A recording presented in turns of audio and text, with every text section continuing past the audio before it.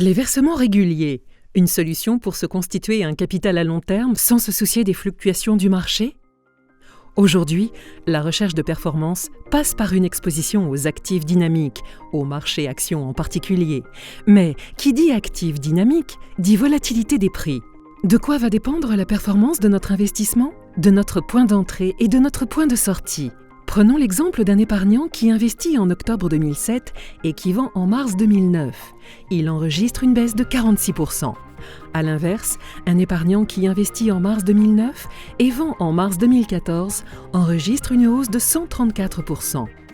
Concentrons-nous sur le point d'entrée. Quel est le bon moment pour investir? Difficile, voire impossible de répondre à cette question. Les versements réguliers pourraient-ils être une solution pertinente? Vous investissez régulièrement la même somme d'argent, indépendamment des conditions de marché. Imaginons que nous investissons sur le marché des pommes. Selon la saison et en fonction de l'offre et de la demande, le prix du kilo de pommes varie entre 1,5 et 4,5 euros. Nous ne sommes pas en mesure d'anticiper précisément l'évolution du prix au kilo. Nous achetons donc à chaque saison le même montant de pommes, 300 euros, sans nous soucier de leur prix. Cela revient à acheter plus de pommes quand c'est moins cher, acheter moins de pommes quand c'est plus cher. C'est ce qu'on appelle une approche contracyclique. À la fin de l'année, cette stratégie nous a permis de lisser notre prix d'achat.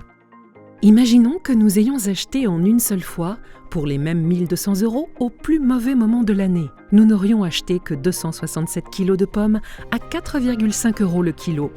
Cette approche s'applique au-delà du marché des pommes et notamment sur les marchés financiers, plus particulièrement sur les marchés actions. En investissant régulièrement dans l'année, nous optimisons notre point d'entrée sur les marchés sans avoir à nous soucier de l'évolution des cours. Nous sommes ainsi en mesure de contrer les effets négatifs d'un mauvais timing d'investissement en lissant dans la durée le prix moyen d'achat de nos actions. Attention, les versements réguliers ne sont pas une solution magique. Ils permettent d'optimiser le point d'entrée, mais ne font pas pour autant disparaître tous les risques liés à l'investissement, notamment le risque lié au prix auquel l'investisseur vendra, prix qui pourrait être inférieur au prix moyen d'achat. Et lorsque je suis satisfait des performances réalisées, que faire? Rien ne vous empêche de sécuriser partiellement vos plus-values ou totalement si votre horizon d'investissement est atteint, en arbitrant les sommes correspondantes et en les protégeant ainsi des aléas des marchés financiers.